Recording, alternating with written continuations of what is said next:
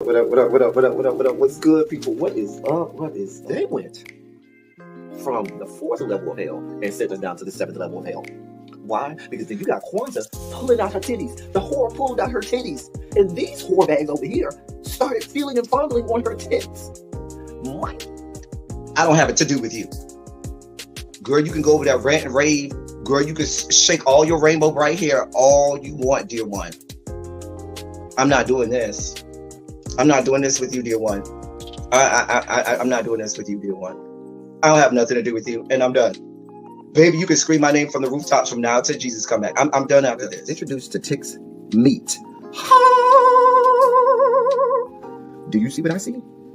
Did y'all really hello, casting, wardrobe, y'all let him roll up out of wardrobe with these fans on, giving us all of this, thinking we were not going to see it? We have been waiting with bated breath and anticipating all season long for the slightest glimpse, and y'all just put it out there this episode in all of its magnificent glory. Listen, that young man said, baby, you ate on this first date, you giving up the cooch on the first date, okay? Well, you gonna run me my coins. Run me my cooch or run me my coins. Run me my cooch or run me my coins. Run me my cooch or run me my coins. That's our new theme song. That is the new song. Listen, somebody need to put a beat to that. Run me my cooch or run me my coins. Run me my cooch or run me my coins. This what y'all got going on. Called out Sandcastle. Sand, bitch. Ow. Oh my God, it was so funny, girl.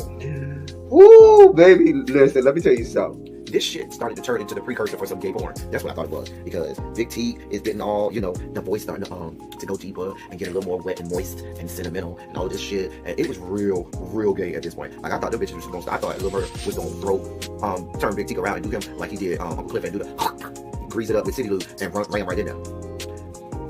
It's not a coincidence that Big T started off the conversation by trying to find out if Lil Murder was fucking Mercedes, which he found out he's not. It's also not a coincidence that he would start talking about prison. Why? Because the bitch was probably fucking in prison. Girl. Uncle Clifford, you better go get your man. Big T got plans for that. Well, he had it on look like something Big Bird vomited up or something like that. Like, I did not like it. That Big Bird couture he was going for, it did not work. Like the pastor of a gay mega church on Easter Sunday. Okay, it was way too much sequins. He had way too much makeup. Baby, his face looked like Yala Van Zap's neckline. Okay, just way too much makeup, clumped everywhere on his face. Get it together, sweetheart. And you're a big girl, so that gives you a whole lot of canvas. So that was a whole lot of makeup, honey. Yeah. Rico looked like he was auditioning to be one of the three kings, or he was auditioning to be the main character on Jesus Christ Superstar. Girl, Wayne, did you have on a blue thong or a blue G-string or something? If you did, I want to see it. If you have my DMs, I do want to see if you have a blue thong or a blue, jock strap or something like that. I'd love to see it too. Anyway, but I liked it with the turtleneck. Now, Troy.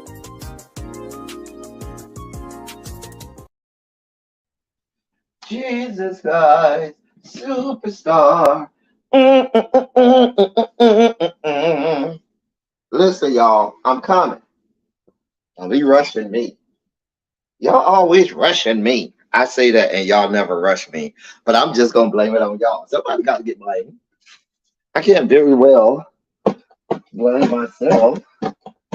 So, I'm going to blame y'all. Because we need somebody to blame. How are y'all doing? What is up? What is going on? I have been out of commission. Well, not out of commission. No. But I've been missing to put on this hat. I think I'm going to put this one on, yeah. Put on this hat. All right. Jesus Christ. Superstar. Let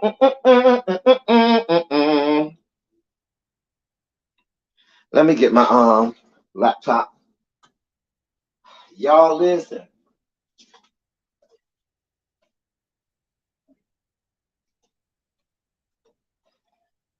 If you want to know what kind of politics of it all it is today, please be clear.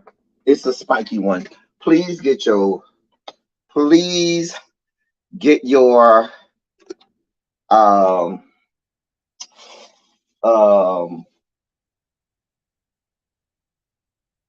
shoot. Y'all, one more second.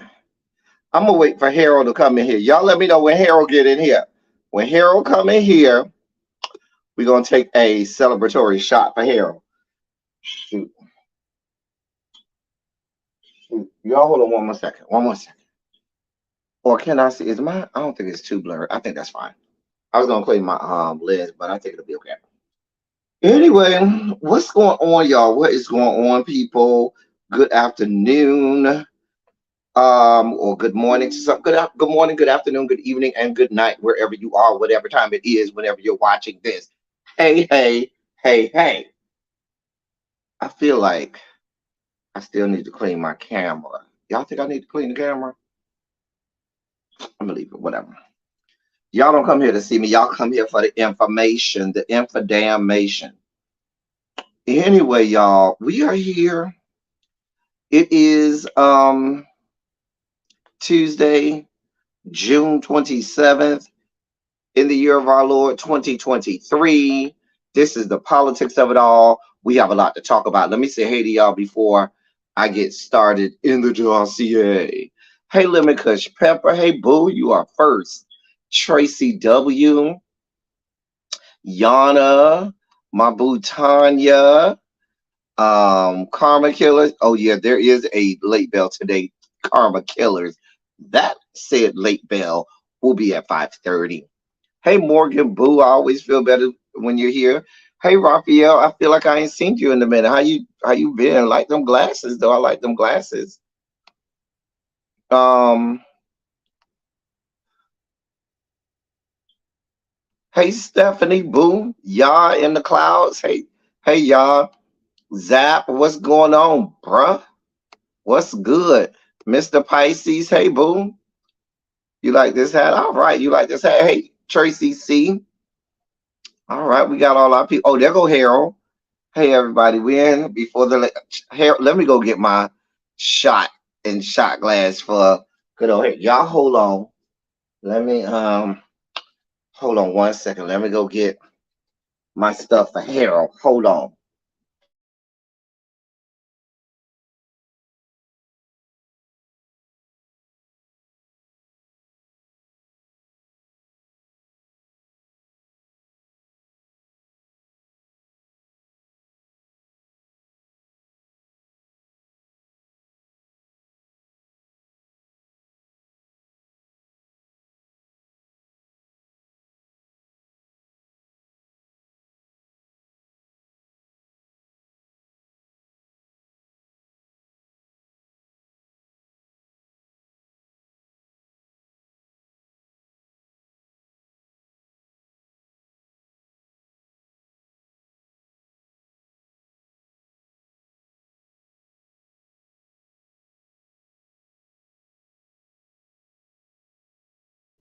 All right, we back. So what I'm taking a shot of. We take a birthday shots. It's Harold's birthday was the other day, y'all. Y'all give Harold a shondo in the chat for his birthday. Now, Harold, in commemoration of your birthday, I am taking not a shot of liquor, but shout out to Lazy Boy Snacks who gave me some of some juice that was infused with all of the good earth's goodness. So I'm gonna try and take this shot out of this shot glass without wasting, and it's wasting. Ah, goddamn shit. Hold on. There we go. We gotta drink it down a little bit. You got your water shot? Okay, everybody get y'all shots. Tanya says she got her water shot. Let me run to the kitchen right quick. Yes, go to the kitchen. Y'all go. Listen, it's 5 o'clock somewhere. It's 5 o'clock on the East Coast. So that counts. Listen, this is for Harold. Now I'm only taking one shot of this, y'all. The way our good friends down to Lazy Boy Snacks make their delectable goodness, all you need is one shot. Maybe you try and take 2 or 3 shots, you might not make it. So, okay. Ooh.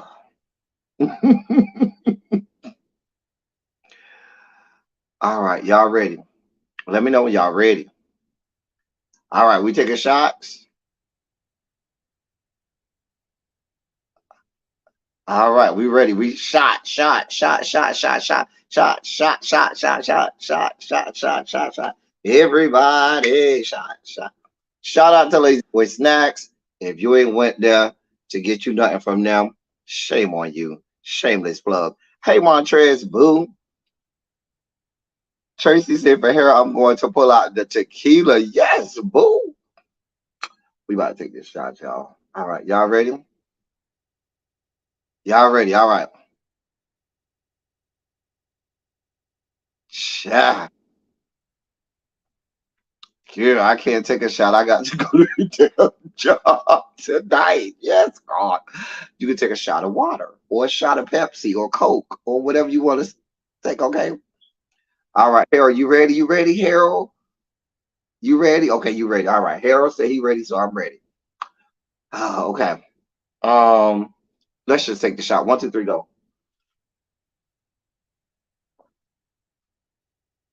Oh, that's gonna hit.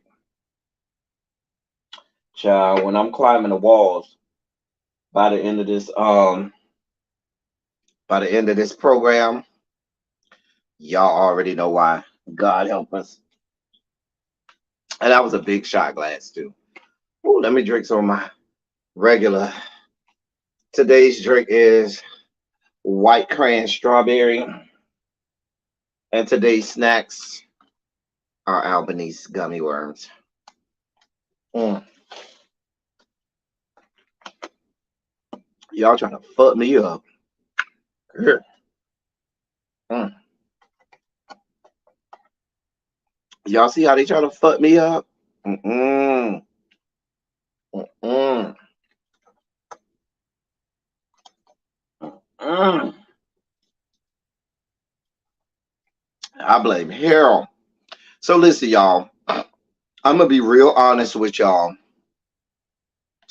Today's politics of it all. Don't tell my job. I keep you in that's none of their damn business. I know that's right. Now listen. Now listen. Um.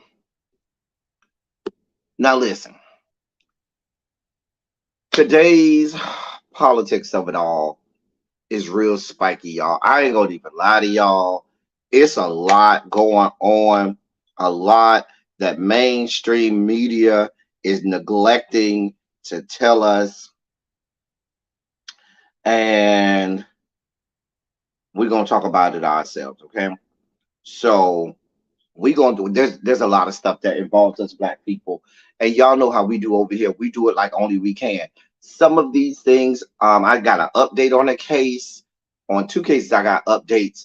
I got some cases that I wasn't aware of that we should have been aware of. That y'all can blame me that y'all weren't aware of these cases, because some of these cases happened several months ago, and y'all know I'm usually on top of these things that mainstream media isn't telling you.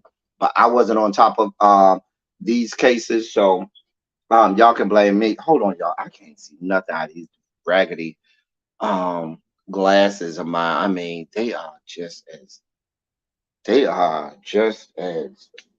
feel like I'm looking through snow. God, Lord. All right. What did I do with my um where's my stuff to clean my glasses? Okay. You got to be over here, but I don't see you. So how can I clean my glasses without that? Oh boy. Um, this is not good, L Teddy. This does not make for good quality viewing.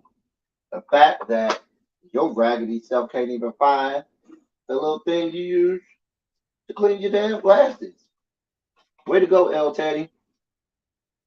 Way to go. Okay, there we go. Found him. Oh, chat. That was an ordeal. Anyway. Oh, here. All right. I don't know what the other one is though. I found this one. All I need is one. All I need is one. Well, wasn't that Nas that saying all I need is one mic? I think that was Nas that saying all I need is one mic. Yeah. Anyway, y'all, it's the Spiky Show. So I'm gonna give y'all the news. We're gonna break some of this down. We're gonna unpack some of this stuff, and then we're gonna get on that and let y'all get around there to really be. Y'all know I have another live tonight. The panel will be here on my channel tonight at 8 o'clock to talk about the house skanks of Atlanta. So we'll be around here, me and Darren. We probably won't have Medusa this week because she's getting married this week. So we're gonna have let her go and be married and all of that stuff. Chat. Yeah. All right. Oh, that's much better. All right. So because it's a spiky show, spiky segment, the whole show is goddamn spiky. Let's go ahead and may he rest in peace. Bring our boy Larry out so that he can sing us into our sugar spike segment. Ladies and gentlemen, non-gender conforming members of our audience, I present to you your sugar spike segments.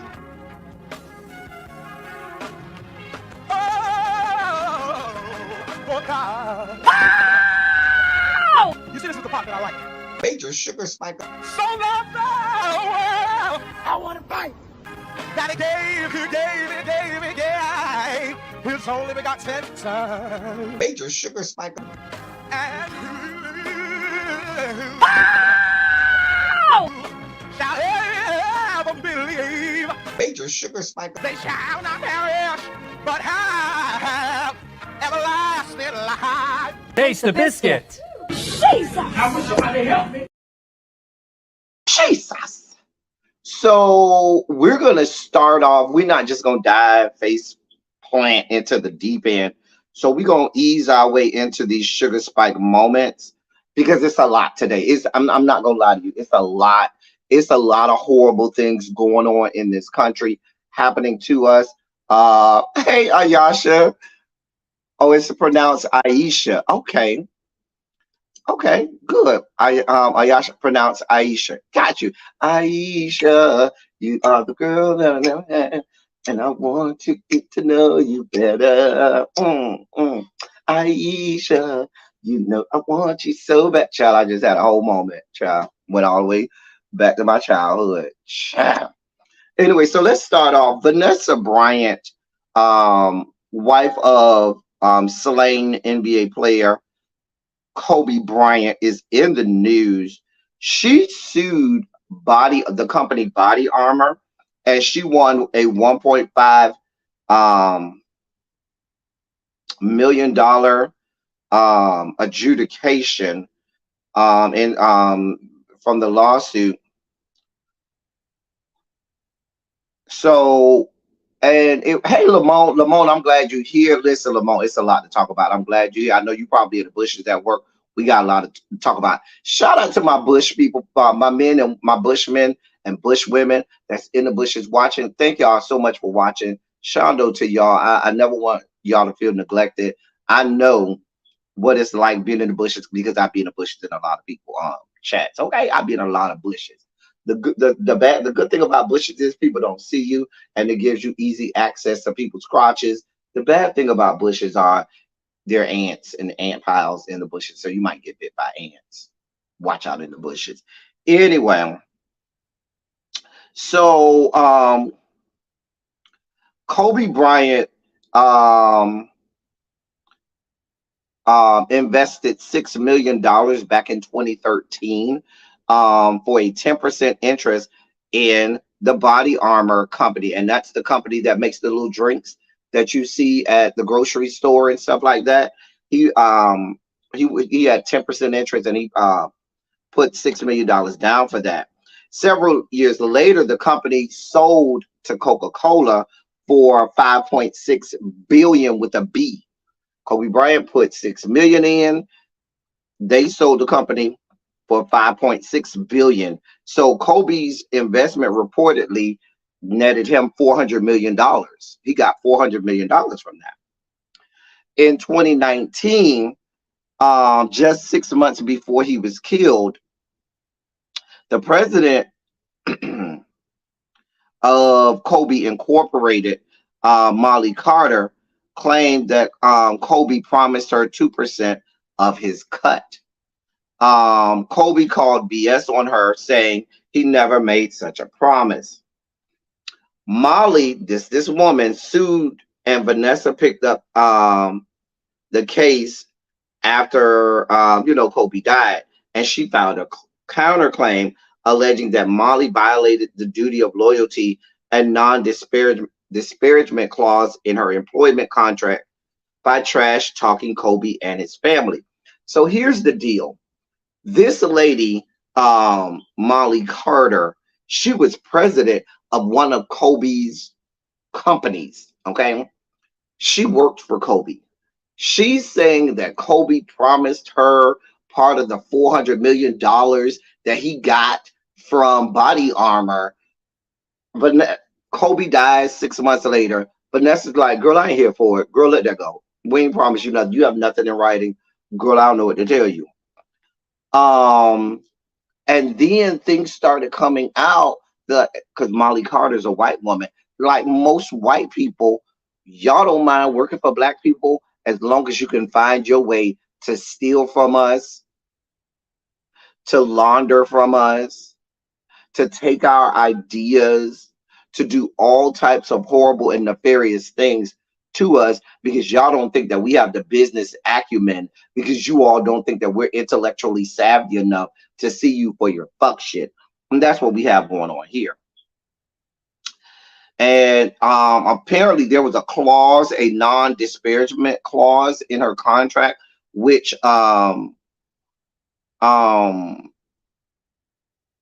she violated, because stuff started to leak out that she was saying disparaging things about Kobe Bryant and the company. Here's some of the things that they're alleging that she said. Vanessa Bryant says that Molly Carter referred to Kobe as, quote, an asshole, a douche nugget, and a dickwad. She also says that Molly Carter called her, Vanessa saying that Molly called her the fucking devil, a bitch, and a psycho. Even mocking Vanessa Carter's newborn baby and saying that the baby had, quote, Botox lips. Yeah, all this is going on. Vanessa says while Molly was working for the company, she was permitted to travel to an NBA All-Star game, and on the private jet that she was on, she said, "Oh yeah, there are quote a lot of fancy ass black people, end quote, on the plane," because she didn't want to be on the plane with the other people. The case went to arbitration. Vanessa Bryant won on both the lawsuit and her counterclaim, and was awarded more than $1.5 million in attorney's fees. Child. The sad part about a lot of our black celebrities, when they tragically die early and things like that, they'll never let these people rest in peace. They never let these people rest in peace. Never. Just a mess. Just a damn mess. Molly Carter. And if you look her up, she looks like traditional white trash. A privileged ass white woman who's trash. That's what she looks like. We just, like I said, I'm not gonna dive into the deep end. We're just easing our way down this rabbit hole, because it's gonna get real ugly real fast, real soon. If you have young children, we have stories involving young children today. I'm just letting you know ahead of time. It's a lot going on in these, political streets today. The politics of it all. Where's my next story? Since we're talking about Kobe Bryant and basketball, but now she will learn, right? She got to learn our way. Run Vanessa Bryant those lawyer fees. Run that woman her money.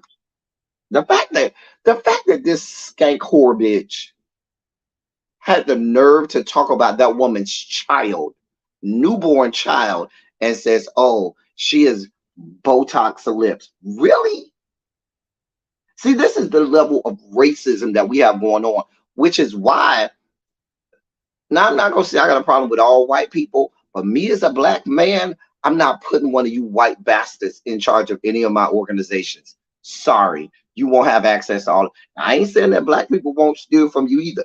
Let's be clear. But if it's one of us, I'm gonna deal with us on our end. But y'all white asses, mm-mm, mm-mm, nope, not here for it.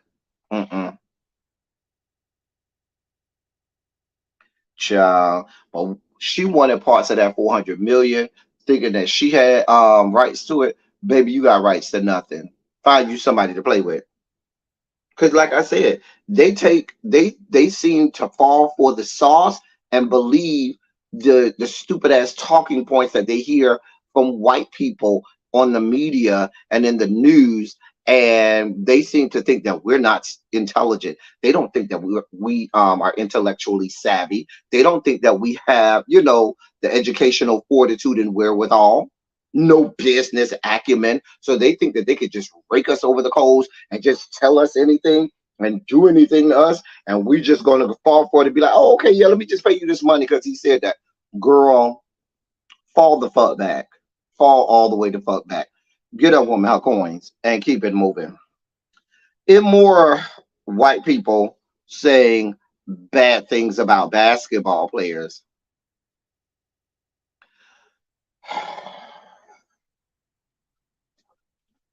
Y'all's favorite governor is in the news again.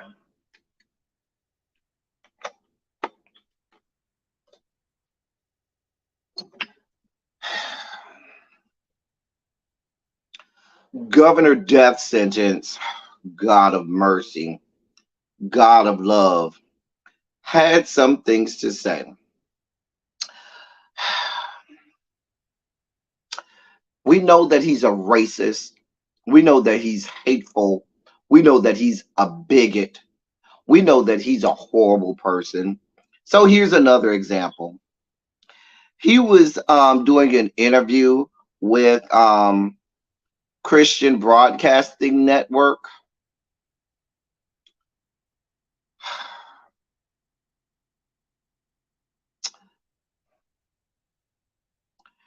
Somehow the conversation went to sports, and they called baseball a thinking man's sport.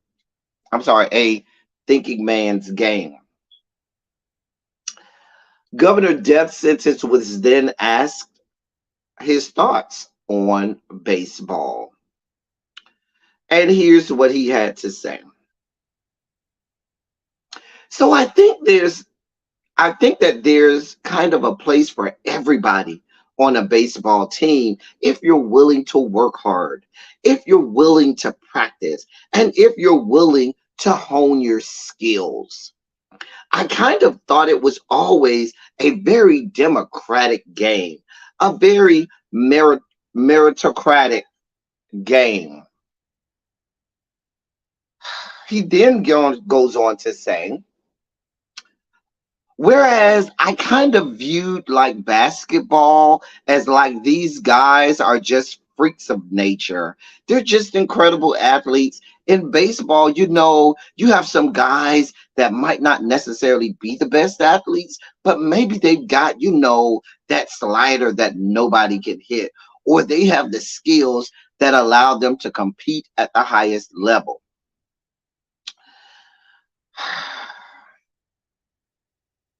White people across America are saying, oh, where's the problem? I don't see a problem in anything that he said. Isn't that isn't that speaking well of players in the basketball? No, don't try it, white people. Please, please, please, please, please, please, please. You do not fall for the banana in the tailpipe, okay? This is the same racist trope that we've heard since the annals of time about black people. We are just pretty much, I mean, we're debased to all we are is bodies out there. Not that, oh, baseball is a thinking man's game and it has intellect. You gotta be smart to play baseball. But over there with basketball, they're just freaks of nature, basically almost equating us to animals. Okay? Basically equating us to the animal kingdom, basically saying they're not thinking that's not a thinking man's game. That's just somebody who's just this freak of nature, muscles and all of that. No thinking involved, no intellect involved. Just go out there and just be. That is what this is being. We're being debased to. So many times, that is all that they can pretty much believe that that we are. We're just bodies out there. We're bodies out there physically to do their labor out in the fields. We're bodies out there in the 21st century fields, the sports arenas. We're bodies for them to fetishize for their sexual proclivities and so forth. That's all the fuck we are. So for people to say, "Oh, there's nothing to see here," oh my God, as if first of all, let's be brutally honest. Let's be brutally honest. If we're really going to talk about a thinking man's game, it's much more basketball than it'll ever be baseball. You want to know why? Because baseball, for a game of people who have to think all of the time, if it was just that intellectual, why for, sir, do you have to have baseball being one of the only sports where the coach gets to be right on the field next to the players? You ever been to a baseball game? Right over there by the first base, there's what? A coach in the ear of the player. Everything that they're supposed to do is told to them. Somebody got to call a sign. The sign is called to somebody else. They don't know what to do. That's why they have the coaches on the field to tell the player, hey, keep running, or no, you need to stop, because they aren't intellectual, because they don't have the intellectual wherewithal and fortitude to do that. But in the game of basketball, the coach is on the sideline and is limited even to what they can say and do while play is going on, which leaves it to the players to sometimes organically call their own plays, determine what the defense is giving them, all types of other things. That's why the point guard is called the field general sometimes, and they're the one who call the plays, which is why you see in a lot of cases they always talk about the headiness of a white point guard. Whereas if it's a black point guard, then they talk about, oh, he's just a game manager. Oh, he just follows what the coaches, tells him to do. Which is why you had bastards like Steve Nash, who was way you know, overhyped and everything. But then you had other people in their prime, that were also point guards at the time. They gave no credence to because they were black. Y'all don't get me started down this road. Y'all know sports are my thing. We can go down this road for a long time. But once again, you have governor death sentence reducing black people to the same racist tropes that we've heard since the annals of time. Because right, Mr. Pisces, because only black people play basketball, right? I'm not doing this with y'all. Of course, he's getting drugged unmercifully on Twitter. His his polls are atrocious. You hear me? The polls, listen. The polls do not like him. The people do not like him. He is plummeting. Plummeting. That's y'all boy. What time? Oh, it's already 5:30. Lake Bell is at 5:30. Hall monitors. Lake Bell is at 5:30. We have an 11,000 word essay today. 11,000 word essay. Lake Bell is at 5:30. If you're in the bushes, now is the time to pop out the bushes. Anyway, let me get my stories with the children out of the way first. Let me get that out of the way because I don't wanna not have enough time to break down what this country is doing to our children, black children. Many of us, thank you, Tracy.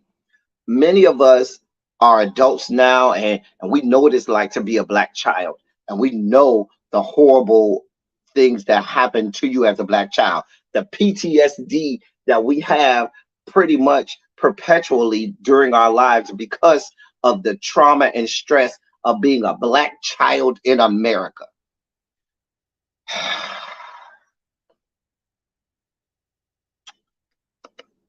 Let me let me pull it. Let me get all of this stuff set up for y'all because it's a mess. It's a damn mess. A damn mess. Hold on, y'all. Let me pull everything up because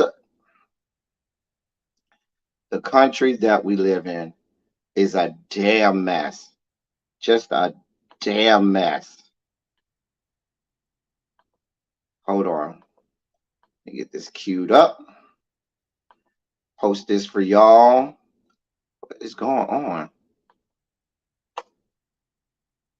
What is going on with my StreamYard? All right, there we go. So, right, the children that they claim to care so much about. Hey, Marla, working, lurking in the bush. Shout out to all my bush watchers today, bushmen and bush women in the bushes. Shout out to y'all. Hey, Marla Boo. All right, so sorry, I don't even know how that happened. Thought I had already muted that.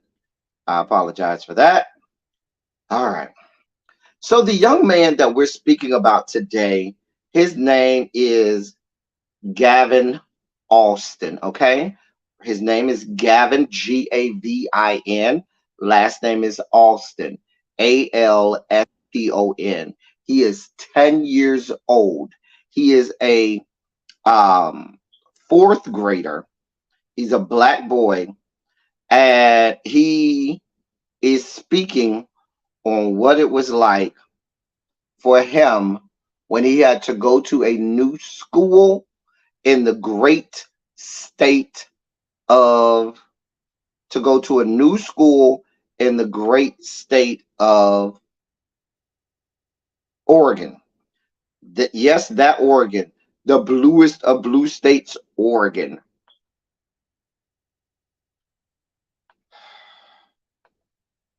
Let me get this. For you. All right. Let me let y'all hear this black boy, 10 years old. Gavin? Yeah, sit at the table. That's a good idea. And you might need some help turning the mic on, yeah. My name's Gavin, and I'm 10 years old. Yeah. Why should us black people suffer from racism when there are other races doing murders and robbers, when us black people are showing respect and kind, but we still get treated like crap? There are rumors going around saying black people this and black people that, when there are murders probably happening from other races. From other races people. It is always us black people. We should not have to get treated like this. When I was in third grade, I went to a school called Sage. I felt like I belonged.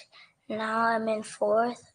A lot of people have been calling me the N-word or a monkey, even black boy. One girl said to me, I would hit you, but that's called animal abuse. That to me, we should not get treated like this. We should get treated equally. This is not fair to us black people. Thank you, Gavin. So I saw that yesterday and I was unsettled, y'all. Listen, I listened to that young boy yesterday and it took me out. Do you hear me? I'm over here laid in the bed. I told y'all, well, my members know I was real tired yesterday. I've been traveling all weekend, driving all the highways and byways. I was real tired. So that's why I didn't come live yesterday. Um, I watched this little black boy and he took me all the way out. I was too through for the rest of the day. I was in the bed crying, laying in the fetal position, rocking back and forth, crying because it broke my heart. Because we as adults experienced what that black boy experienced.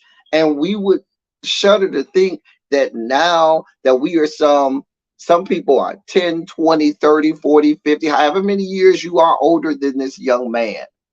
And you are thinking, why in a whole lifetime of people is this young man 10, 20, 30, 40, 50 years my junior still having to experience what I experienced 10, 20, 30, 40, 50, 60 years ago? Why? Why is it okay that the same racism that we had to endure back when we were children, this young 10-year-old boy is experiencing that in what people believe to be one of the bluest and liberal of states in these yet to be United States of America?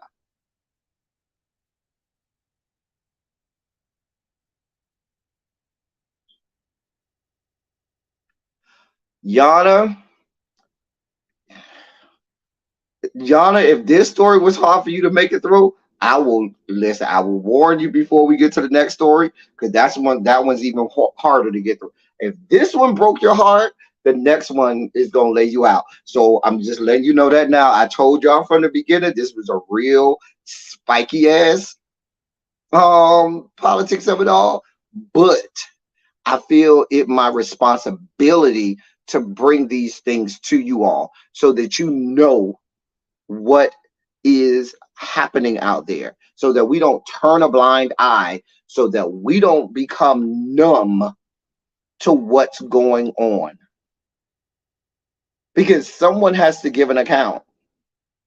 A lot of times people say, oh, there was the whole debate on should black people go watch another black person get killed or executed because by the state or by the government or get hung.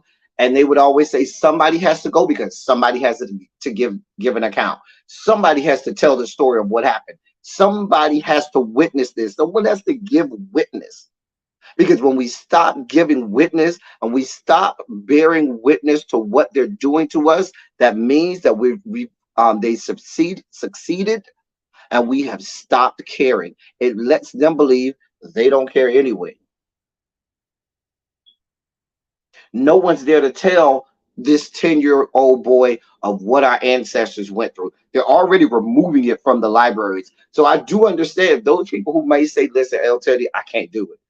Let me know beforehand. I will click it off. Others might say, you know what? Thank you for keeping me informed. And I'm here for both. So when I watched this young man, Gavin Austin, like y'all, my heart immediately, I just, I was sad for a good amount of time because I felt like I felt that young boy and his pain. All I want to do is go to school and have a good time and be a child and not be bothered. But I got to be bothered with all of this grown people stuff. I got to be bothered with people calling me monkey, people calling me the N word. He said the little girl told him she would punch him, but that would be considered animal abuse in the 4th grade.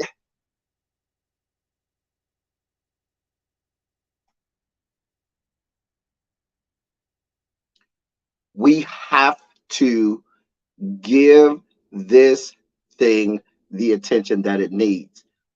If there's one thing about the black community that we have always been about, it is the protection of our children. The one thing black people do better than anything else, they protect their children. They don't play around about their kids. They do not play about their kids. And these things are happening to our children. We have to get serious about this stuff because we have to be tired of children enduring the same level of discrimination and racism that we endured as children. And we've heard decades of promises, decades about how it's going to get better, decades about how there's going to be a reckoning for the American government eventually, or the American government is going to get it right eventually. We've heard this for decades, and we're decades later, and we still have 10-year-old Gavin Austin in the state of Oregon who's being called a monkey, who's being called the N-word, who's being told I would hit you, but that would be considered animal abuse. And if you notice, that white child already knows to care more about an animal than they do about a black child. There you have it. Full stop.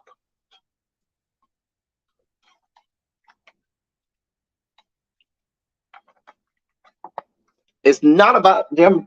I'm not going to say it's not about him being called an animal. It's not only about them calling him an animal. It's about the fact that this white little girl already knows to take the life of an animal more than give it more importance, more credence, more acknowledgement, the life and safety and well-being of an animal than you would even dare to look at the humanity of a black person.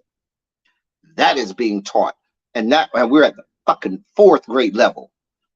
4th grade. And if you want to talk about these people over here screaming about indoctrination, LGBT people are indoctrinating these children. You want to talk about them, the woke people are indoctrinating our children. No, you bastards are indoctrinating your children. You're raising the next wave of bigots, the next wave of racists, the next wave of Nazis out there, the next terrorists to do the next fucking insurrection. Y'all worried about us on this end. No, it's you rat ass bastards. And you're putting it off on somebody else as if it's everybody else and it's you because you don't want us to see what the fuck you got going on. We're not blind. We see you and we're going to call you out for it every time. I'm just telling you what we're going to do. Call you out every time. Let me see what y'all put in the comments at. Listen, I'm telling you now, I got another story involving a child that we're going to have to talk about. Yes, it's coming. I bet that little girl's parents are under for the things are clearly being taught in her. And that white child obviously heard that from a parent. Exactly.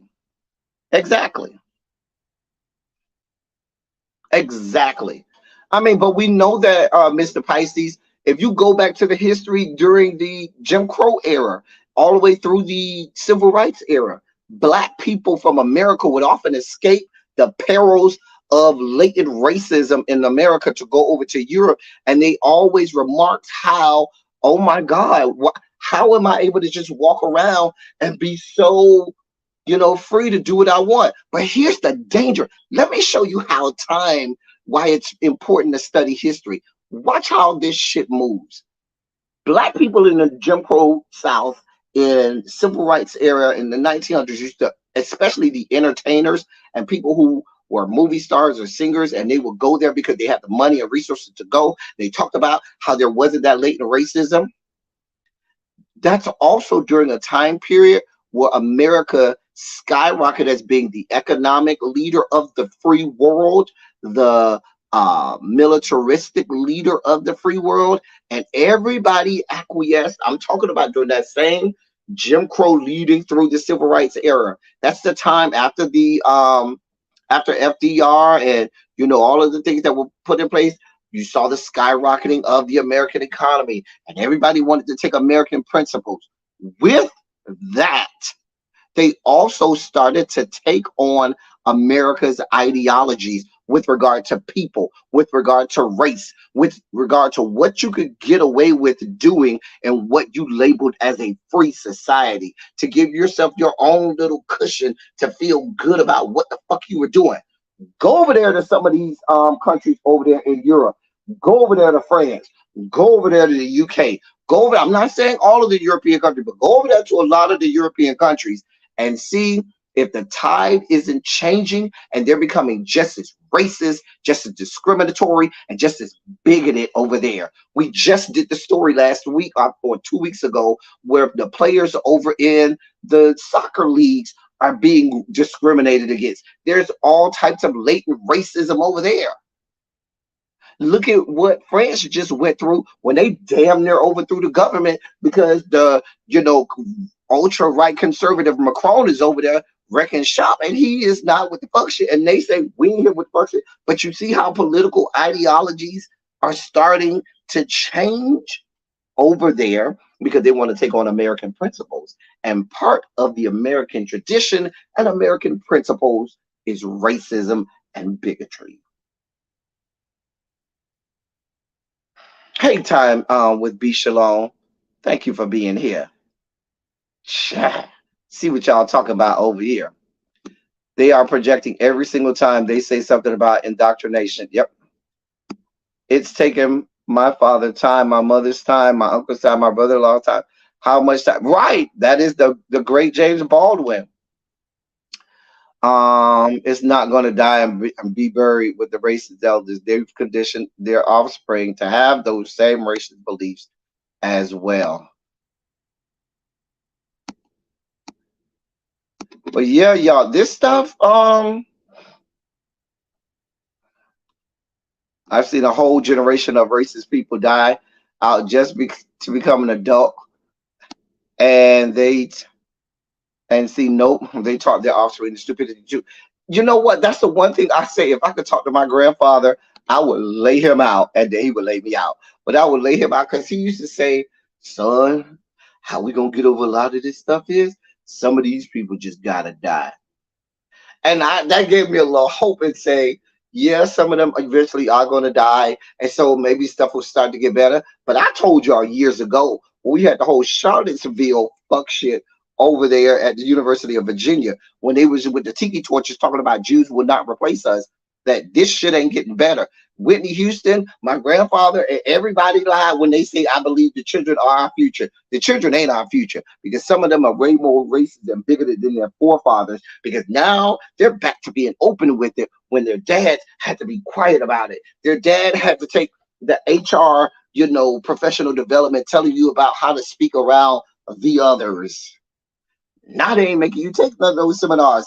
DEI is gone in many states. Now the white people can go back to being as open and blunt with their racism and bigotry as they've always been. Moving on, y'all. I told y'all this. Okay. I told y'all it was a spiky politics of it all. Let me bring this story to you. And the sad part about it is both these stories that involve children come out of what are said to be two of the bluest and most liberal of states. You have to play or like that sport to understand why they did what they did in Spain against a Brazilian football player. Okay, we may have to have a break.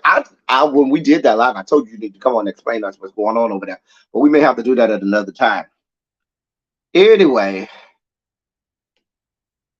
All right, let's see here.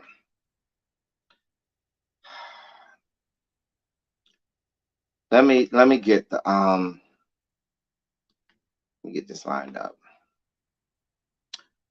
All right, let me move that.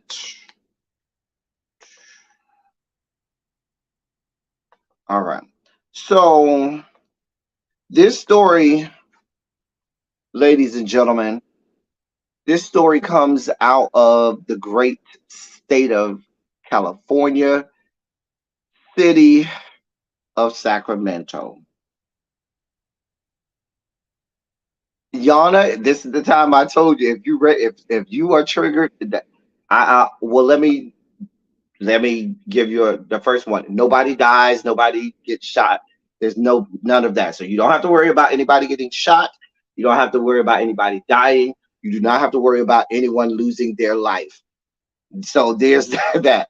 But like I said, if the story, hold on, if the story of the 10-year-old boy, black boy, well, we watched him, bothered you, now we have the 10-year-old black girl and this video and what I have to show you. So if you already know you about to be triggered, now is the time to bail out. You can come back in about 5 minutes. Go take a 5-minute bathroom break. All right, here we go. I'll let you watch this. Give your kitchen a whole new look. No, not that, not the commercial. Hold on. Easy and affordable.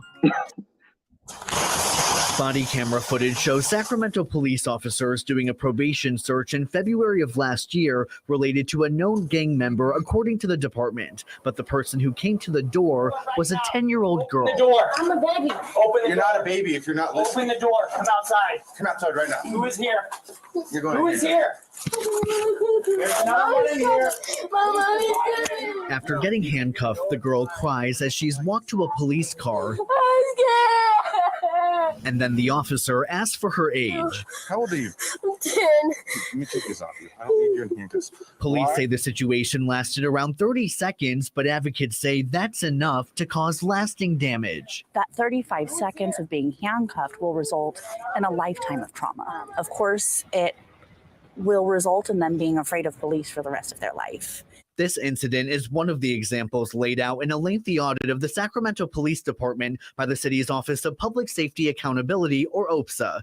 The audit focused on misconduct complaint cases against the department related to improper search and seizure. Out of the 109 cases reviewed between June 1st, 2020 and June 30th, 2022, Sacramento police agreed that misconduct took place in 17 cases, but OPSA says there were 21 more cases where misconduct occurred. This report identifies cases in which we did not meet those standards. Sacramento Police Chief Kathy Lester responded to the audit at Tuesday night city council meeting and spoke about the 10-year-old getting handcuffed. I think that we can all agree there is no circumstance where it's okay to handcuff a 10-year-old regardless of race. But it's important to note that the department's original response to the audit stated that the officer had reasonable concerns for his safety, which justified the child's detention. OPSA found that Sacramento Police does not have a policy regarding handcuffing minors. Some advocates say it's an easy fix. It feels like the policy for handcuffing minors should be to not handcuff minors. The audit showed that most complaints were about traffic-related stops, especially situations where people were pulled over for having tinted windows. According to the audit, in most cases, quote, the window tint appears to be a pretext to initiate an unrelated investigation that had nothing to do with the window tint. And it's clear that it's being used as a tactic to pull somebody over. OPSA says Black and Latino community members were disproportionately impacted during police-citizen interactions, and that a majority of the complaints came from District 2, which covers the Del Paso Heights area. While Chief Lester said there are some parts of the audit the department does not agree with, they are looking into policy changes when it comes to pat-down searches, cell phone searches, pretext stops, and more. We agree that our department can and must do better to meet our standards with every stop and encounter. And we agree that there are evolving best practices in law enforcement, and we must continually seek to adopt these. Reporting in Sacramento, Orko Manna, KCRA 3 News. The city's Office of Public Safety Accountability says that they would like to be given the resources to investigate more police complaints over a larger time frame to better understand the issues involved. Okay. I tried to do y'all a solid. I purposely, there is an unedited video where you see, it's about 2 minutes, where you literally see the police come up to the door. They're banging, where even if you're a grown person, it would have scared you. They're banging on the door. This little 10-year-old girl comes to the door. She won't open the door because she was like, what is happening? I don't know what. No. I think I might have to pull up the video. Damn it. Because you can't get the full context without seeing it chopped up like that. Hold on, let me pull it up. But the point that I'm making is this. All right. See if I can. I gotta find. Hold on. I got it. But the point that I'm making is this. You then see them. She finally, opens the door. They snatch her out of the. She says, "I'm just a baby." The white police officer yells at her and says, "You're not a baby if you don't."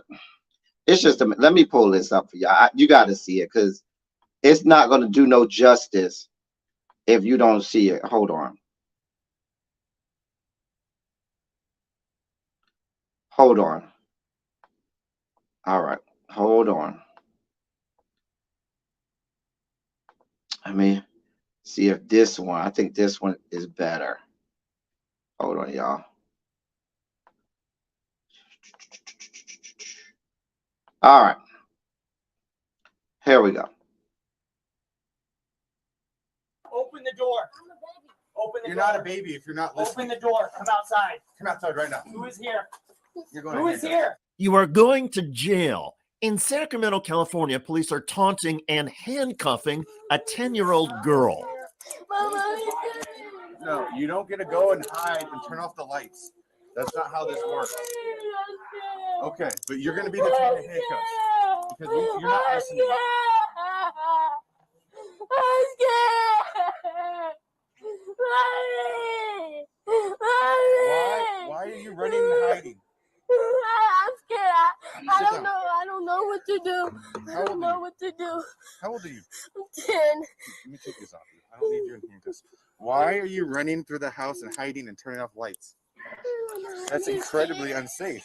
I'm scared. I'm scared. Sit down. Okay. 10. Not gonna cuff you. Hey, when the police are at the door, you do not get to run and hide. As if a 10-year-old girl frightened by I'm going to stop it right there. That gives you more of the gist of what's happening and what we got going on in this. The little girl, they were upset because this 10-year-old child who was probably taught by her parents. If you hear noises, y'all go turn off all the lights, go get in the closet and hide. That's probably protocol for a 10-year-old. And you are did you see how he was reprimanding her as if he's talking to a grown child? Because so many times our black babies don't get allowed to be black babies, no matter how small they are. They're always seen. That goes back to the articles we did earlier about them objectifying us solely on our physical appearance or our physical strength. And that's why black babies aren't allowed to be babies, because when they see them as a grown, remember, freak of nature. That's what fucking the Governor DeSantis was over there saying. This is all a part of fucking indoctrination. You see how they say we're freaks of nature? You got scared ass white police officers that got beat up half their lives in high school and now gets a permit to carry a gun and inflict whatever vigilante, his own version of vigilante justice that he does with a badge.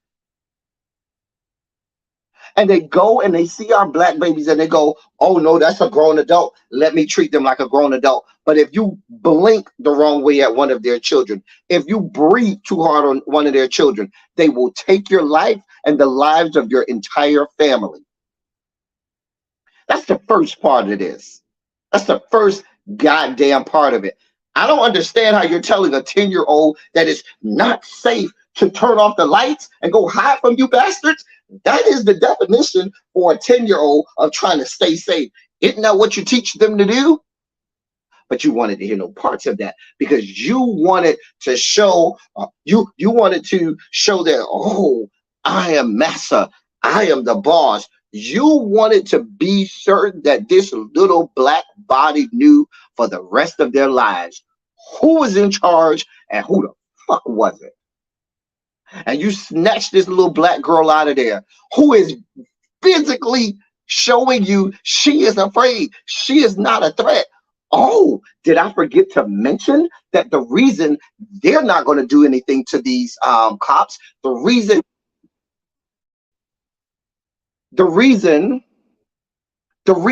they're not going to do anything to those cops, the reason the cops won't lose their job, because you know what the original cops said? I felt in danger for my safety. That's what's on the goddamn police report. Where was there any threat or endangerment to your safety? You're locked out. You had no inclination if there was a threat to anyone. If anybody felt there was a threat to their safety, it is that little 10-year-old girl. And you snatched it. This girl, I literally, watching that again, it almost took me out again. Because you hear this black child do what all children do. When they get in a situation they need help, who do they call? They calling their mama. You talk to any black child you want to. If they get in trouble, they calling their mama. And when you hear a black child screaming out for their mama in sobs, wailing like that, baby, we understand what that means. So how we equate you looking at this 10-year-old girl. She even told him before she opened the door, I'm a baby. And he was like, you don't get to be a baby, because that's how they believe. This is absolute indoctrination. Absolute. Do y'all see from the beginning of this live till now, we're seeing how these dots are just connecting? It took me all the way out to hear that little black girl screaming like that. All the way out. All the way out.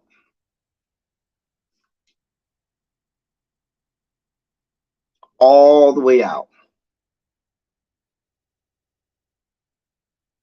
This is the shit that we got going on. I tried to tell. I'm sorry, y'all. I tried to warn y'all. This was a spiky ass line, but this is happening. This is happening from we just talked about these things happening in California and Oregon. And when you look at a map, the people would tell you, oh, those are great places to be. Oh, everything's great because it looks blue. Not for us.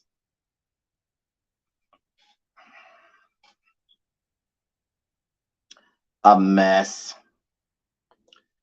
I got more spiky news, y'all. I'm trying not to be as spiky as I am, but this is the shit that's happening.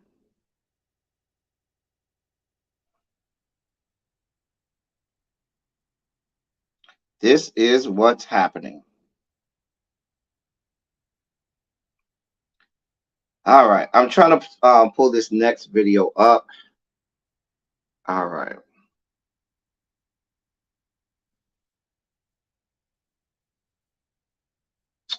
All these, I can press skip. Okay. All right. All right, our next story, we go to the great state of Michigan. Yet another. Listen, Tanya, when I watched that the first time, I told y'all it was gonna be spiky. When I watched the little boy and then you hear the little girl, I was like, y'all trying to take me all the way out today. Lord, I was over here. I had to take a little washcloth and wipe my eye, baby. These little kids took me out. They took me out. I mean, that poor little girl, and that's the exact amount of trauma that our ancestors face, that we continue to face, that has to stop. They have been doing this going all the way back hundreds of years. This is the playbook. It ain't changed. They just have 21st century technology. This next story comes from the great state of Michigan. More of what they're doing to us. Let me let y'all see this.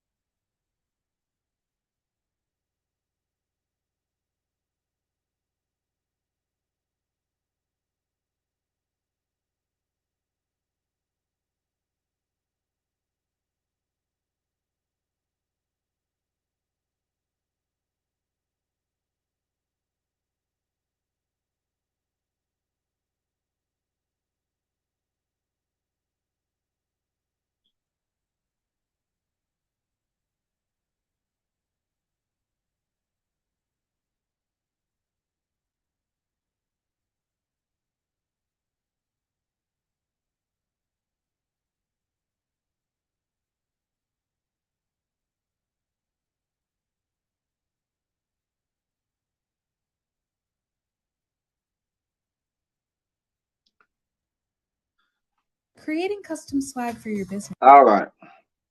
There was no audio to that. It was just a video. There was no audio to that.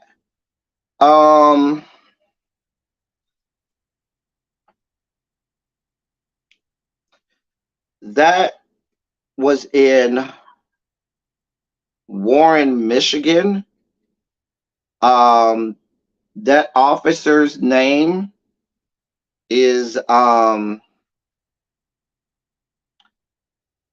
Matthew Rodriguez. The young man's name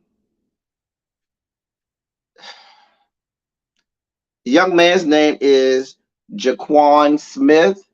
He was 19 years old. 19 years old. There's a little good news with this story. The officer was immediately terminated. Well, not immediately, but within about a week, he ended up being terminated from his position. He was arrested and arraigned, and he was charged with he was arraigned and charged with assault and battery, a 93-day which is a 93-day misdemeanor, and public officer willful neglect of duty, which is a 1-year misdemeanor. So because you assaulted this man, who conveniently is black, you brutally assaulted, that damn near looked like attempted murder, because you weren't trying to just hurt somebody, you were trying to take him out. But we're talking about criminal justice system in America. They have a whole different barometer for these fucktards than us regular people. Because if you assaulted somebody like that in the streets, your ass will be under the jail. Police officer, yeah, you arrested him,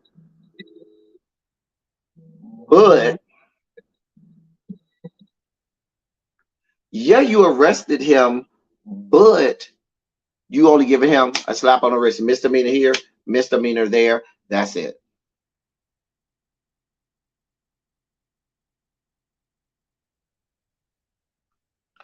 A mess. And to me, 19 years old, that's a little boy. That's a little boy.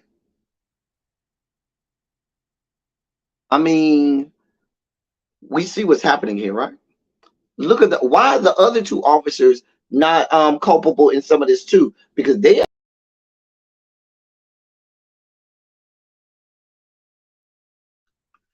sat there looking around like, oh, this is the norm, nothing to see here.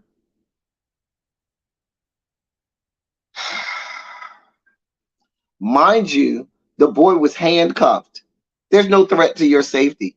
The boy was handcuffed, hands behind his back, handcuffed.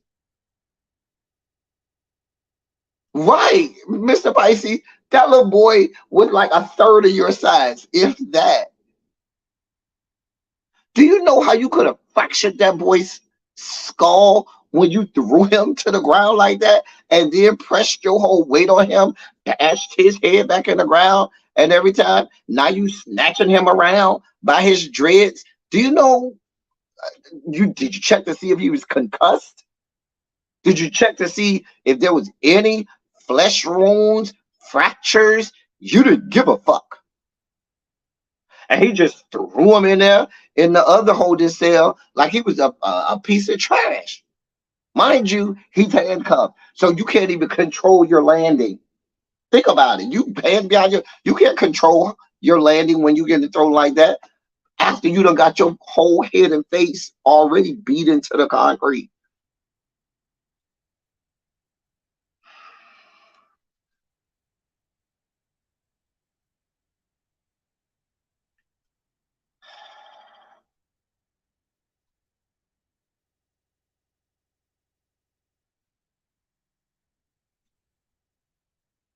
A mess. This is the America we live in. I don't know what to say, y'all.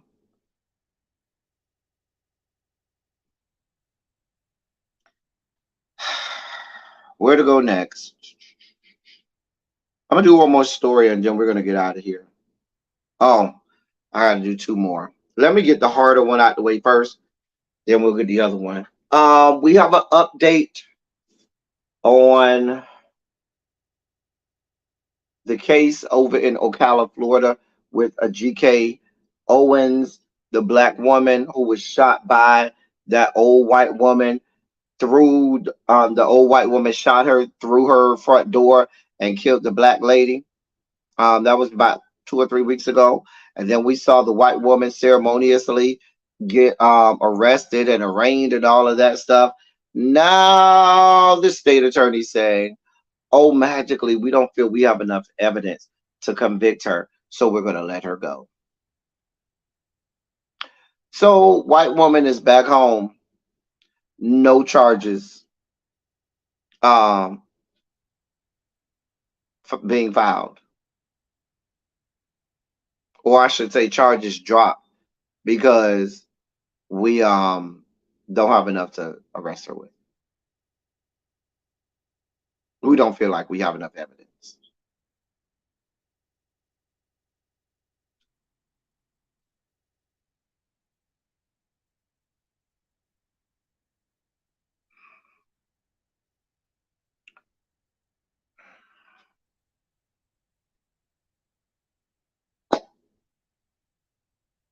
I'm serious.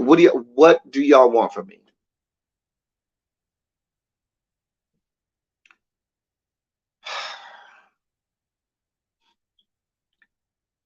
I don't know what y'all want from me. I don't know what I'm supposed to do with that. I don't even understand what y'all want from. I can't. I have no answers anymore. No answers.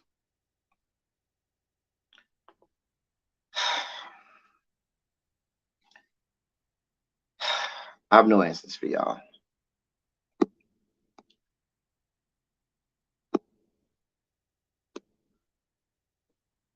Oh, he still got the manslaughter charges? Okay. So shooting that lady point blank range and killing her ain't enough.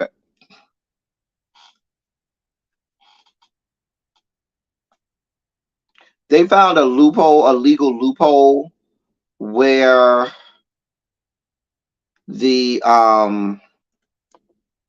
they can say that they don't have the history of trying to kill people and can use that as there's a term for it.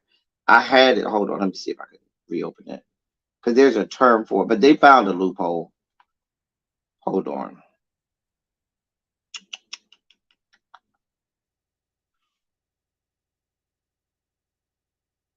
Where is it at? Where is it at?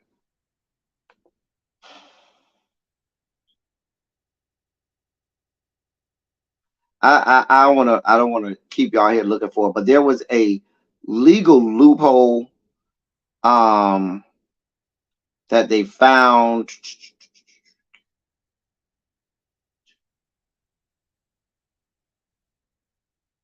I'm just trying to see if I can find it real fast.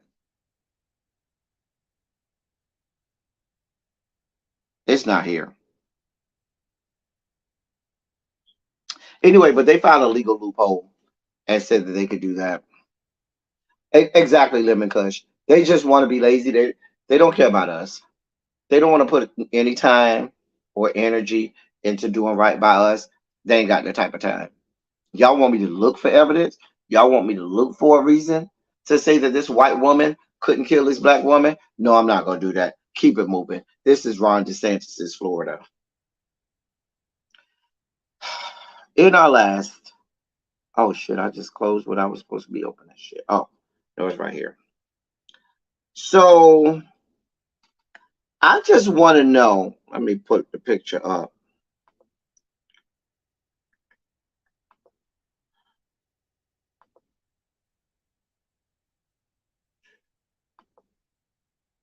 Did y'all see this?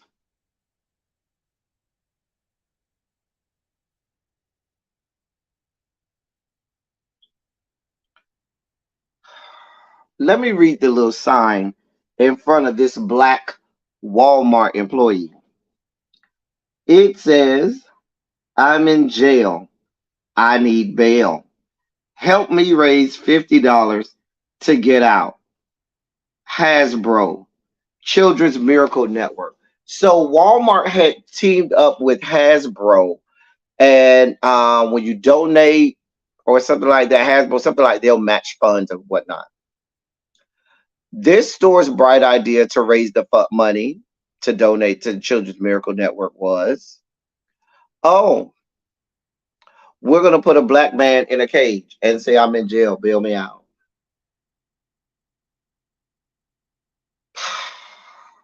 Of course, Walmart and Hasbro has failed all the way back from this. Oh, this is not company. Oh, we didn't tell them to do this. Oh, heads gonna roll and all of that stuff. Now, I don't know who this black boy is. And I don't know why he would even agree to this. I don't know if he was given some extra money. Maybe he was told he would get time and a half or double. I don't know. But what I do know is, sir, what I do know is, sir, why are you even agreeing to that? Now, Walmart came right on down. We're not here for it. We're not here for none of it. Nope, that is not what Walmart stands for. We're not here for none of this. Hasbro also said, oh no, please understand those individuals will be dealt with. And I'm not sure if they've been fired. I don't know, but I'm sure Walmart jumped way on top of this. And because that's money, that's corporate sponsorships. You talk about a lot of money and things like that. They have to get from behind that real fast.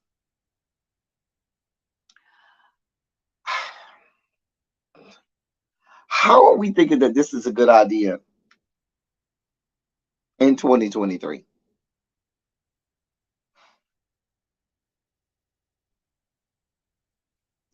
I just want to know.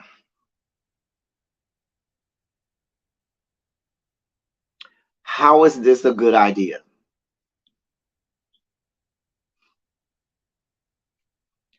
That's all I got for y'all today. Let me get out here. I need to get something to eat before this show tonight. Listen, y'all, I don't know what y'all want from me. I literally have no idea what y'all want from me. I just report the news. I'm gonna do my best with lives this week. I probably will go live tomorrow. I don't know if I'm gonna be able to squeeze in my town hall this week because I'm brutally busy this week. So, but I might go live tomorrow. And then I go out of town again this weekend. So anyway, I'm about to get up off of here. We're going over to Really Bees. I'm not sure what time she's going live, but probably sometime soon. As I always say, put some Shondos in the chat, I should say. But as I always say, I love y'all. I love on y'all. Thank you all for being vocal, present, and active. Thank you for doing what you do. Thank you for any and all contributions that you make to the channel. They are much obliged. They're much appreciated. Y'all could have been a whole lot of places, but y'all were here with me, and I thank y'all. So we'll be live at 8 o'clock for the panel on Real Housewives of Atlanta. I will see y'all there. Thank y'all for coming. Y'all drive safely.